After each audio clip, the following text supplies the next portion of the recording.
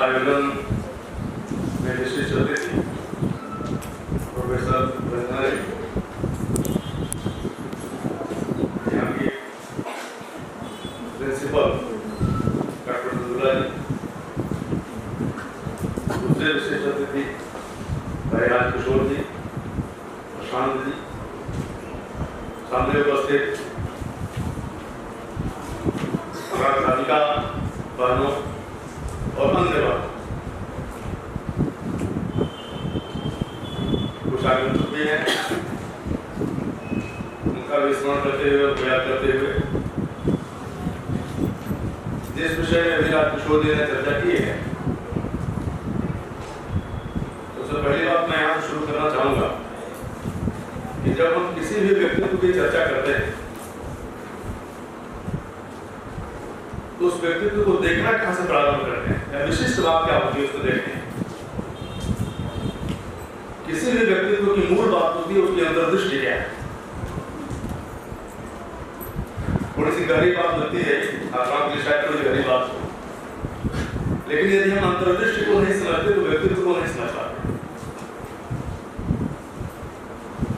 इसलिए हम इसमें कोशिश करेंगे कि अहिल्या देवी केवल पूर्ण श्लोका नहीं है, उनको लोक माता भी कहा है। हम माता क्षेत्र में जाते हैं, जो भी इनके नाम की चर्चा आती है तो लोक माता करके प्रणाम करने जाते हैं, अहिल्या देवी करके प्रणाम करने के सामान्य लोग मिलेंगे। तो इतनी ज्यादा चर्चित हैं, लोग इतने अधिक व्याप्त हैं, हम दूर हैं और पाठ्यक्रमों को राय नहीं गया कि हमको उनके विषय में कम याद है। मैं राष्ट्रीय स्वयंसेवक संघ का प्रचारक हूँ, तो हम प्रतिदिन सवेरे उठते ही एकात्मता स्तोत्र करते हैं, उसमें जिन देवियों का नाम लेते हैं उनमें अहिल्या देवी का नाम लेते हैं। उनका व्यक्तित्व ऐसा था कि उनको उपेक्षित नहीं कर सकते, और इसलिए हम थोड़ा बहुत उनके विषय में जानने की कोशिश पहले से भी करते हैं, पाठ्यक्रम में है क्या है। अहिल्या देवी होलकर साम्राज्य का संचालन करने वाली शासिका थी, एक सामान्य प्रजा, लेकिन वह विशेष रूप से करुणा से भरी हुई और कर्तव्य बोध से परिपूर्ण, धर्म में गहरी निष्ठा रखने वाली, और इसलिए सबको सुख देना है इसके लिए काम करते, ये उनका मुख्य उद्देश्य है। आपको बड़ा आश्चर्य होगा कि जिसकी चर्चा हम कर रहे हैं देश भर में ऐसे कर रहे हैं।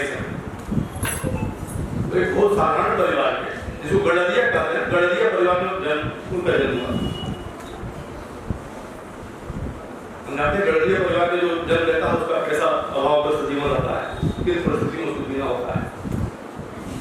अहिल्या देवी इसलिए महत्वपूर्ण हो गई है कि उनमें कुछ विलक्षण था, उनमें कुछ विशेष था, उनका निर्माण कुछ ऐसा हुआ था कि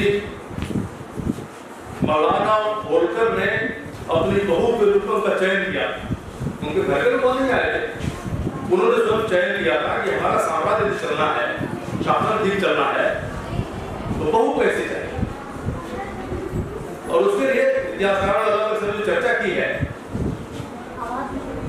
उसमें अलग अलग तरीके से एक प्रसंग की चर्चा आती है। मैं जानबूझकर की चर्चा कर रहा हूं। कहीं आता है कि एक हाथी पागल हो गया, और जब पागल हुआ तो सब लोग वहां से भयभीत होकर भाग रहे थे। मल्हार राव वहां उसमें शिविर कर रहे थे उसी गांव में, वहां एक सुंदर मंदिर था, और अहिल्या देवी ने अपने हाथ से मिट्टी का एक शिवलिंग बनाया था और उसको हाथ में लिए हुए थे। वो बैठी हुई थी लेकर के। जब सबने भागना शुरू किया तो बालिका उस शिवलिंग को अपने हाथ में लेकर के और खड़ी हुई।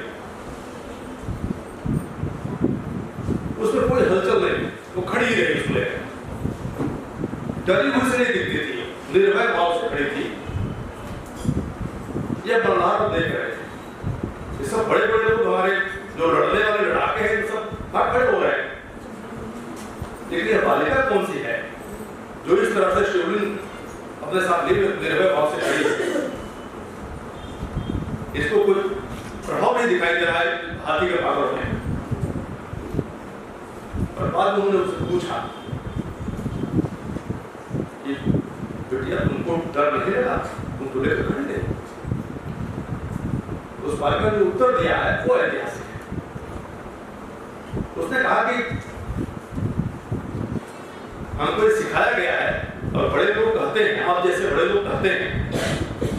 उस बालिका का उत्तर कैसा कि आप जैसे बड़े लोग ये कहते हैं कि जिसको हमने मान लिया उसके लिए प्राण भी चले जाए तो भी उसकी रक्षा अंत तक करनी चाहिए। और इसलिए मैंने तो भगवान शिव को माना है, मैं इनकी रक्षा करूंगी। मैंने इनका निर्माण किया, शिवलिंग का निर्माण मैंने किया है, मैंने तो माना है, इसलिए मैं इनकी रक्षा के लिए पड़ेगी। अब यह भाव ही किसी व्यक्ति को बहुत ऊंचाई दे रहा है। हमारा जीवन इसलिए छोटी छोटी बातों में फंसे रहते हैं। लेकिन एक बालिका ऐसी जो कह रही नहीं, जिसको मान लिया उसका अंतिम क्षण तक रक्षण करना है, यह अपने आप उसके व्यक्तित्व को ऊंचा बनाना है। और इसलिए मल्हार और छोटी सी बालिका को पहचान लिया, यह है हमारे घर के लोग होने हैं, ये समाज। वहां से उन्होंने चयन किया और बहु बना। मैं वो ज्यादा बातें नहीं करूंगा, अंतर्दृष्टि की बातें करने की कोशिश करूंगा क्योंकि उनकी अंतर्दृष्टि है।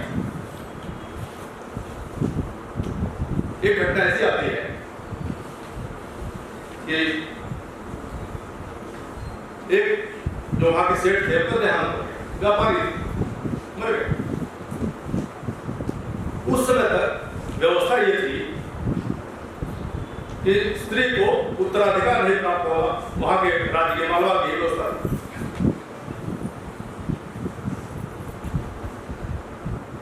तो यहाँ बात है कि इसका सारा जो धन है राज्य का हो जाए। पहले दिन पता चला, उन्होंने उसको बुलवाया, उनकी पत्नी को बुलवाया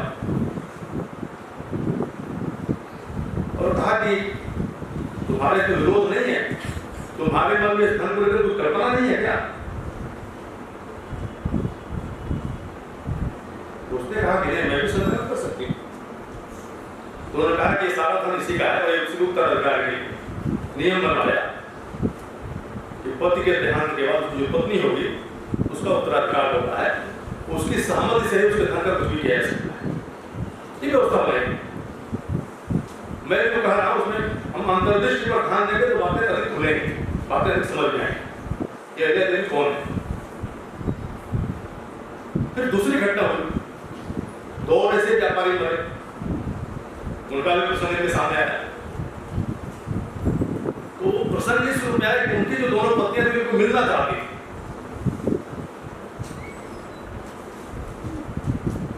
उन्होंने कहा कि हम राज्य को सब कुछ देना चाहते हैं। तो इनका निर्णय क्या था? इन्होंने कहा कि राज्य को क्यों, तुम्हारे मन में लोग करना है तो हमारे को नहीं। इस धन से कुछ सेवा का काम हो, जो वंचित हैं, पीड़ित हैं, उनका उत्थान हो, जो अशिक्षित हैं उनको शिक्षा मिल जाए, यह बात तुम्हारे मन को नहीं आती। तो उनका हाँ भी हम कर सकते हैं, ये करो, ये व्यवस्था। जिसके पास बहुत गहरी अंतर्दृष्टि है वो दो तरह के फैसले एक ही प्रसंग में दे सकता है। नियोजन करना, मानव शक्ति का वास्तविक दिशा में नियोजन करना, यह सबसे बड़ी विशेषता है पहले नहीं। कैसा नियोजन? भील समुदाय के लोग जिनको बनवासी कई लोग आदिवासी कहते हैं, बनवासी लोग थे, व्यापारियों को बीच में रोक लेते थे। एक मंडी से दूसरी मंडी जा रहे, बीच में जंगल होता था, उसी में रहते थे, तो वो रोक लेते थे। तो शिकायत आने लगी, अपने लोग लगाया कि वो रोको, वो रोक नहीं पाते थे। कहाँ रोकते? उन्होंने कहा कि उनके सरदार लोग हैं, उनको बुला, हमसे बात करेंगे। लोकतांत्रिक पद्धति क्या होती है राजशाही में भी, यह समझना हो तो हम पहले देवी को देखें। उनको बुलाया, पूछा कि समस्या क्या है तुम्हारी, तुम क्यों ऐसा करते हैं? तो हमारी रोजी का विषय है, हमारी रोजी रोटी इसी से होती है। हम लूटते हैं, उससे जो मिलता है उसका अलग और हमारा जीवन यापन चलता है। तो लेकिन दूसरे लोगों को कष्ट होता है, इससे अव्यवस्था फैलती है, अराजकता आती है, इससे तुम्हारी भी शिकायतें होती है, तुम्हारी छवि खराब होती है और हमारे राज्य की छवि खराब होती है। उन्होंने कहा कि माता उनका सम्मान सब जगह था, जंगल में जो लोग थे उनको देवी मानते थे, माता मानते थे, उनका माता जो आदेश करें वैसा करेंगे। तो कहा कि ये लोग एक मंडी से दूसरी मंडी जाएंगे, इनकी सुरक्षा का काम तुम्हारे लिए रहेगा, इसके बदले में तुमको पैसे देंगे, तो काम के बदले तुमको मिलेगा, पॉलिटिक नहीं होगा। इसलिए काम करके कमाना, काम करके प्राप्त करना आज के समय में कितनी बड़ी प्रासंगिकता है, विषय के सोच सकते हैं। जब हम शॉर्टकट से अनैतिक तरीके से धन कमाना चाहते हैं, उस समय उस देवी का क्या महत्व है समझना चाहिए। उनका तुम करके रहो, इसमें सबको सुख भी मिले, इसको कष्ट नहीं होगा, अराजकता नहीं फैलेगी, तुम्हारी बदनामी नहीं, हमारी बदनामी मिले। इस संवाद करके समाधान देना, महेश्वर ने उसके हाथ में जो ब्राह्मण थे बड़ी दरिद्रता का शिकार हो जाते, भोजन नहीं मिलता कई बार,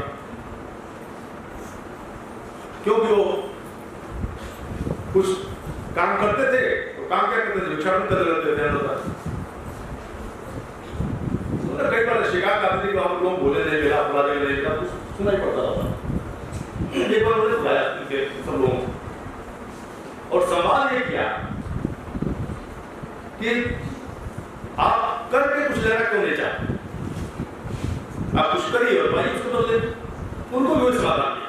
और फिर कहा कि आपको पिंडी बनानी, आप दिन भर पिंडी बनाइए और कितनी पिंडी इसके आधार पर आपको धन मिलेगा, आपका जीवन यापन चलेगा, लेकिन कर्म के बदले कुछ प्राप्त करने की नैतिक प्रवृत्ति होनी चाहिए, वही जागृत रहेगी।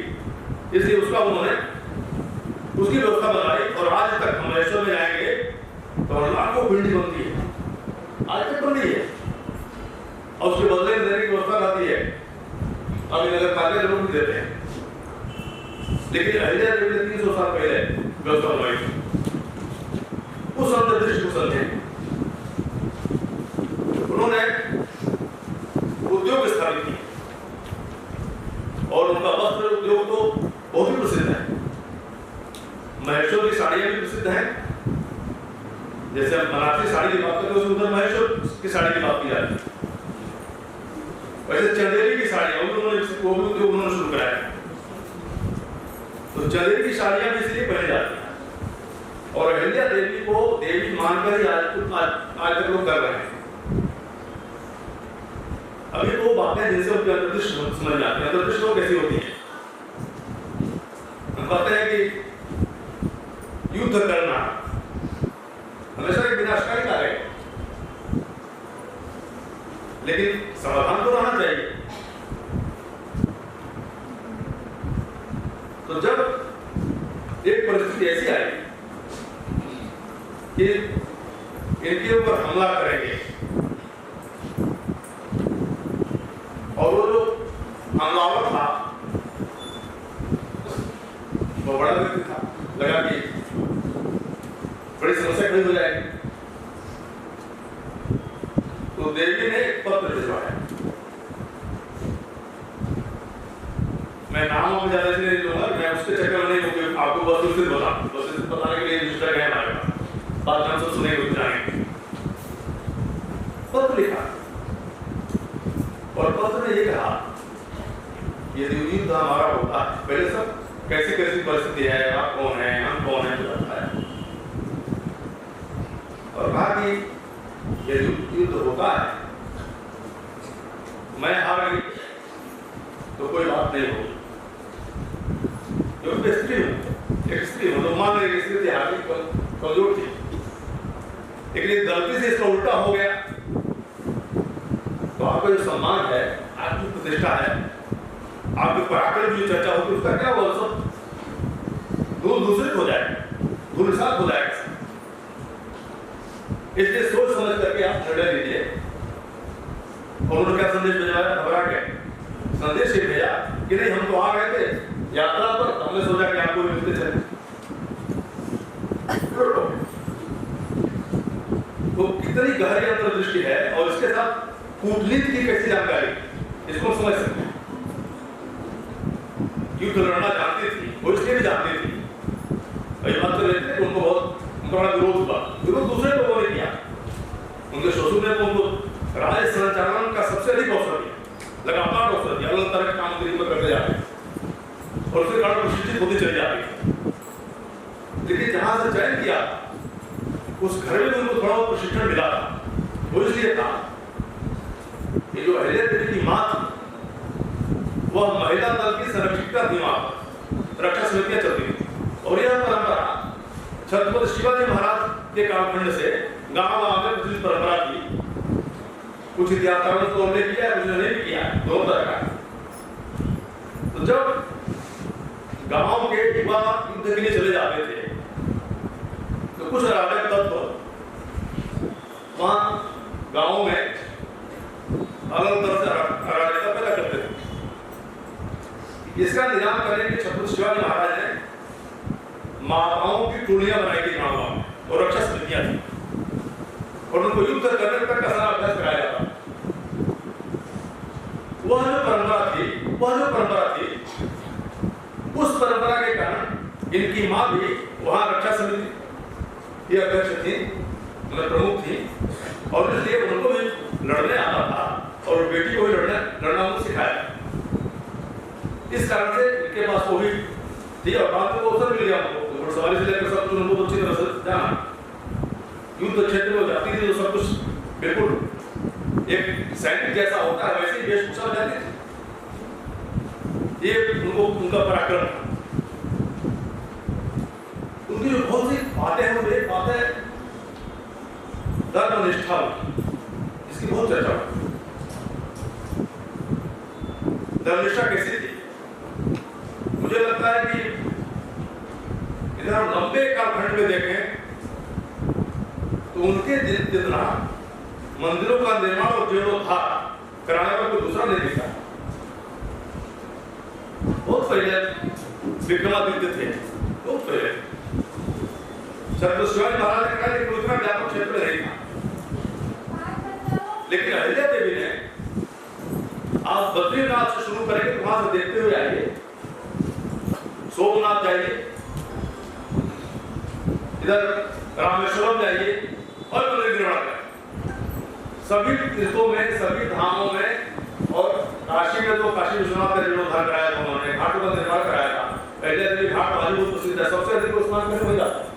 अहिल्या देवी घाट आप कभी जाइए सवेरे तो सबसे अधिक लोग जहाँ स्नान करते हैं उस घाट का नाम है अहिल्या देवी। तो अहिल्या देवी वाले घाट पर सबसे अधिक स्नान करते हैं। उन्होंने बहुत सारे घाटों का निर्माण कराया उसमें, महाकालेश्वर में काम किया, ओंकारेश्वर में काम किया। मतलब हम देखें तो गांव में मंदिरों का निर्माण कराया, और केवल निर्माण नहीं कराया, उसके संरक्षण की व्यवस्था की। जब हम सोमनाथ में जाते हैं तो यज्ञ करना होता है, किसी को अनुष्ठान करना होता है तो उसी भवन में जाकर करते हैं जिसका निर्माण अहिल्या देवी ने कराया। जो नया बना है पटेल जी के प्रयास से जो वाला बना था वो तो बहुत बड़ा मंदिर है समुद्र तट पर, लेकिन वहां पर अनुष्ठान इत्यादि नहीं होते हैं। अनुष्ठान इत्यादि के उसमें जाना पड़ता है जिसको जिसका निर्माण अहिल्या देवी बहुत पहले करा, 300 साल पहले कराया।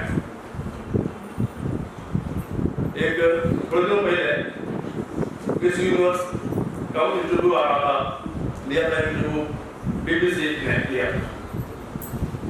उसने पूछा कि आपको ये क्राउन कैसे मिला, किस प्रश्न के उत्तर दिया, क्या चाहती थी? रिया सिंह शायद नाम, रिया सिंह, हाँ। तो रिया सिंह ने उत्तर दिया है वो भी समझ लेना। उसने कहा कि मुझसे जब ये पूछा गया कि हम आपको किसी ऐतिहासिक व्यक्तित्व के साथ डिनर पर आमंत्रित करना चाहते हैं तो किस व्यक्तित्व के साथ आप डिनर करना चाहेंगे? तो मैंने उसका उत्तर दिया अहिल्याबाई होलकर के साथ, क्योंकि अहिल्याबाई होलकर ने आज से 300 साल पहले महिला सशक्तिकरण के लिए बहुत बड़ा काम किया और आज के युवाओं की आवश्यकता है रोजगार मिलना, तो रोजगार को बढ़ाने के लिए भी उन्होंने कई तरह के उद्योग शुरू किए थे, धंधे शुरू किए थे। इसलिए उनके पास वो अंतर्दृष्टि थी जिसको लेकर के हम आज भी समाधान दे सकते हैं। इसलिए हमने कहा कि हम उनके साथ डिनर करना चाहेंगे जो अवसर मिला। तो जो लोग पढ़ते हैं जानते हैं उनको इन सब बातों का ध्यान है। कि अहिल्या देवी कैसी थी। अहिल्या देवी जो राजाज्ञा जारी करती थी, उस राजाज्ञा में ये लिखा हुआ था कि शिव शंकर के आदेश से ऐसा होगा, कि उनको समर्पित सब कुछ था। भगवान शंकर की परम भक्ति थी, उन्हें समर्पित था सब कुछ। तो बार बार कहती थी कि जो कुछ भी मैं कर रही हूँ इसका मुझे उत्तर जवाब देना पड़ेगा। यदि मैं गलत करूंगी तो उसका उत्तर भी मुझे देना पड़ेगा, मैं उसके लिए उत्तरदायी हूँ। इसलिए मैं जो कुछ भी करूंगी वो करूंगी जो होना चाहिए। तो इतनी आस्तिकता थी उनके भीतर, आस्तिकता के साथ साथ सब कुछ करते थे। बड़ी विचित्र बात थी, दुर्योग कहें, दुर्भाग्य कहें, कि उनके जो पति थे वो कुशल के भी शिकार थे, और इसलिए पी करके दूध रहना ये उनकी आदतों में आदत थी। उनके अलग अलग बड़ी पत्नियां थी, उनकी सबसे बड़ी थी, ये सब कुछ संभालती थी, और वो स्थापित भी रहे। तो उसका मूल कारण यह था कि अहिल्या देवी जैसी उनकी पत्नी थी जिन्होंने सब कुछ संभाला। युद्ध के कालखंड में भी जब युद्ध होने की उनके पूरे खतरे हैं, आशंका है कि युद्ध हो जाएगा, तब भी जो शिविर में पी करके दूध हैं, ऐसी परिस्थितियां थी। उनकी दो पत्नी जो उसमें साथ में थी वो पिलाती थी, उनको कोई अंतर्दृष्टि नहीं थी। तो जाती है वहां काटती है उन दोनों को, तो यही इनकी सेवा कर रही है। और वो जो आशंका व्यक्त करती हैं कि ऐसी स्थिति में युद्ध छिड़ गया तो क्या होगा, ये क्या करेंगे। वो भी इनके सामने लज्जित रहते थे, कि बार बार दिखाने की कोशिश करते, नहीं मैं हर तरह से सक्षम हूं, कर सकता हूं, होलकर साम्राज्य चलाने की क्षमता मेरे भीतर भी है। जिसको कहते हैं कि कुंठा भीतर, उनको लगता था यही सब कुछ कर पाती है और हम तो कर ही नहीं पाते। तो निकल करके बाहर आ गए, शिविर के होगा, शिविर बाहर बन जाइए, अंदर नहीं, बाहर आ गए। नहीं, आप जो समझते मैं कर सकता हूं, मैं इस अवस्था में भी लड़ाई लड़ सकता हूं, सब बता रहे हैं, डायलॉग दे रहे हैं। और बाहर निकल करके आ गए, उसी समय गोले चलने शुरू हो गए, क्योंकि शायद जो विरोधी पक्ष था उसने पहले से तो में रखा था कि ये कब निकले बाहर। उनकी दोनों पत्नियां थी, ऐसी भी कई बार आशंका की जाती है कि वो पत्नियां उधर से मिली हुई थी।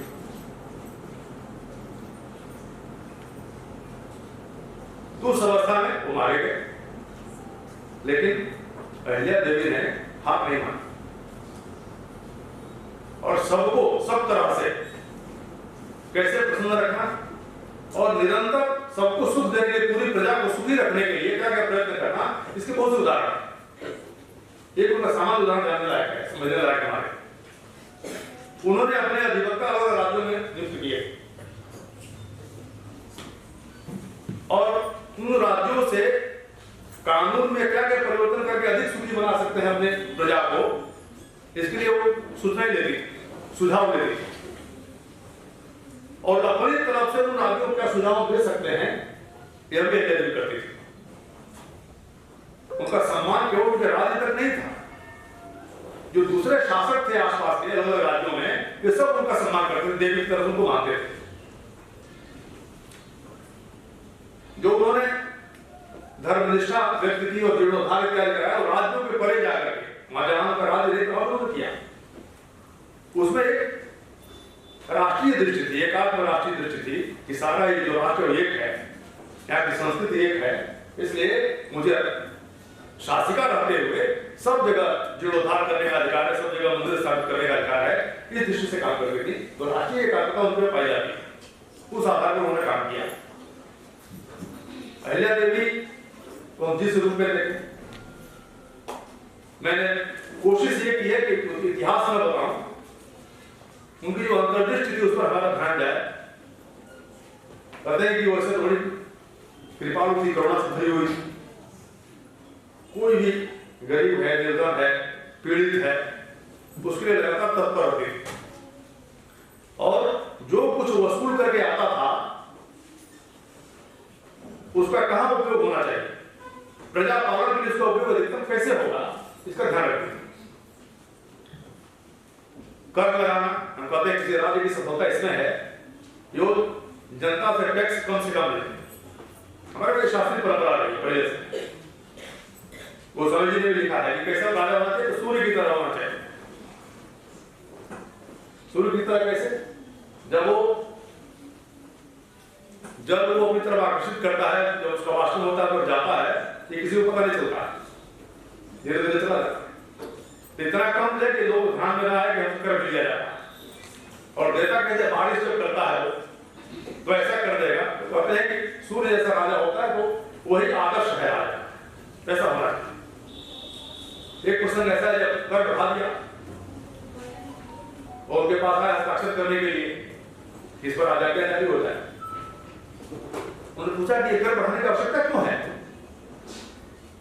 हमारी प्रजा है, उसे अधिक कर लेने की बात तो आगे ध्यान में आए। तो उन्होंने अलग अलग राज्य उदाहरण देना शुरू किया कि उस राज्य का ऐसे बहुत अधिक है, उस राज्य का अधिक, उस राज्य के 3-4 राज्यों में बताया। तो उन्होंने कहा कि मतलब उन्होंने बताया कि सब राज्यों को ऐसे अधिक है। उन्होंने कहा कि उन राज्यों की आवश्यकता हो सकती है, वहां के शासक की दृष्टि कुछ और हो सकती है, उसके आधार पर हम कर नहीं बढ़ाएंगे। इसलिए जो आप कहते हैं कि अगर इससे भी कम है, उससे कम कर दिया, कारण हमको आवश्यकता नहीं है, हमारा राज्य सब कुछ ठीक चल रहा है, राज्य में सब कुछ ठीक चल रहा है। कर की आवश्यकता किन के लिए, के लिए है कर की आवश्यकता कि हम इनकी ठीक व्यवस्थाएं दे सकें, और जब सब कुछ ठीक चल रहा है तो हम कर क्यों बढ़ाएं। इस तरह से अहिल्या देवी हर समय प्रजा के लिए तत्पर रहती थी और उनकी सुख सुविधाओं का ध्यान रखती थी। उनके सुख के लिए ही सब तरह की व्यवस्थाओं का विकास करने में उनकी रुचि रहती थी। और वो कहती थी कि मैं सेविका हूं, जैसे आज हमारे प्रधानमंत्री बोलते हैं मैं सेवक हूं, अहिल्या देवी तो बोला करती थी कि मैं सेविका हूं, मैं प्रजा की सेविका हूं। और इसलिए ये प्रजा मेरी संतान है भी हमारा शास्त्रीय रूप से कहा गया है कि राजा को सारी प्रजा है अपनी संतान जैसी दिखनी चाहिए, उसी के आधार पर आचरण करना चाहिए। एक समय ऐसा आया जब उनका एक दत्तक पुत्र जिसको लिया था, बाद में उन्होंने राज्य संचालन के लिए उसको सक्रिय करने की कोशिश की, वो कुछ अराजकता पैदा करने लगा, उसको उन्होंने पदस्थ कर दिया। कहीं कि ये भी लिखा मिलता है कि उसको हाथी से कुचलवा के मरवाया कि हमारी जो संतान है उसके साथ ये अन्याय कर रहा है। इतनी कठोर भी थी, विश्व भर में उनकी चर्चा रही। अंग्रेजी इतिहासकारों ने, बड़े बड़े लेखकों ने उनके राज्य का, उनके राज्य संचालन का उल्लेख किया है, बार बार खूब लिखा है, लेकिन पाठ्यक्रमों में नहीं होने के कारण हम उसके विषय में बहुत अधिक नहीं जानते हैं। उनका व्यक्तित्व जानने लायक है, पढ़ने लायक है। हम एक महाविद्यालय में उपस्थित हैं, इसलिए हमारी जो बहनें हैं उनको ढूंढ करके अहिल्या देवी के विषय में पढ़ना चाहिए। हम सबके व्यक्तित्व को ऊंचा व्यापक करने के लिए उनका जीवन आदर्श है, प्रेरणादायक है। इसलिए इसके जो आयोजक हैं उनको विशेष रूप से साधुवाद देता हूँ। ऐसे व्यक्तित्वों पर निश्चित रूप से चर्चा होती रहनी चाहिए, जिससे निरंतर हमको भी आगे बढ़ने की प्रेरणा मिलती है और हम अवसर की तलाश कर सकें। आप सबने बहुत ध्यानपूर्वक सुना, इसके लिए मैं आप सबका